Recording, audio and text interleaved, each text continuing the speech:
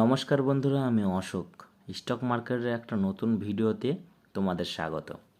আজকে আমরা এমন একটা স্টকের সম্বন্ধে আলোচনা করব যে 19 বছর পর ব্রেকআউট দিয়েছিল, আবার রিটেস্ট লেভেলে এসেছে। চলো দেখে নিই। স্টকটার নাম হচ্ছে রিকো অটো।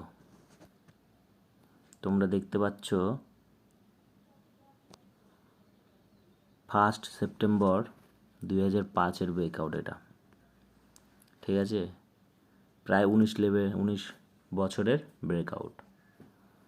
দেখতে পাচ্ছ এখানে যে ব্রেকআউটটা দিয়েছিল, ভলিউমটা কত বড়। ভলিউমটাও বেশ ভালো ছিল। মার্কেট ভলেটাইলের কারণে দেখতে পাচ্ছ আবার রিটেস্ট লেভেলে আসতে চলেছে স্টকটা।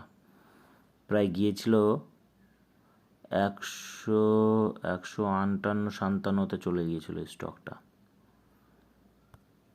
এখন আবার রিটেস্ট লেভেলে আসতে চলেছে।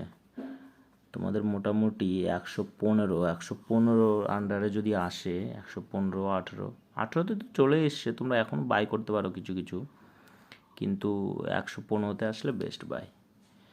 আর স্টকটা যদি 100-র নিচে চলে আসে তাহলে কিন্তু স্টকটা খারাপ হয়ে যাবে।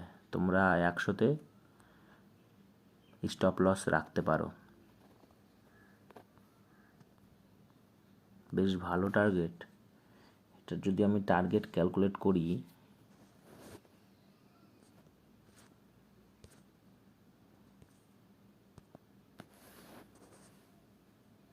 তোমাদের দেখাচ্ছি।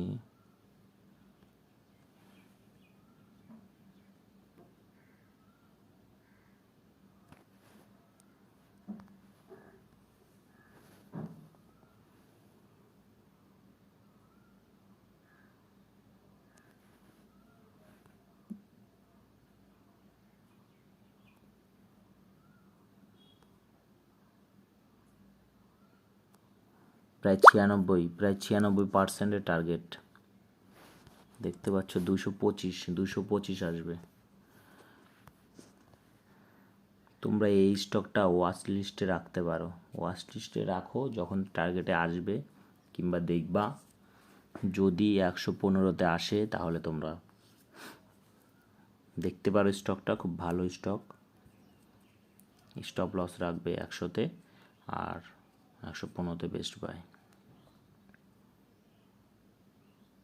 প্রায় 19 বছরের ব্রেকআউট, খুব হাই লেভেল ভলিউম, তোমরা দেখতে পারো। তোমাদের ভিডিও যদি পছন্দ হয়ে থাকে তো অবশ্যই লাইক, কমেন্ট, শেয়ার করে দিও।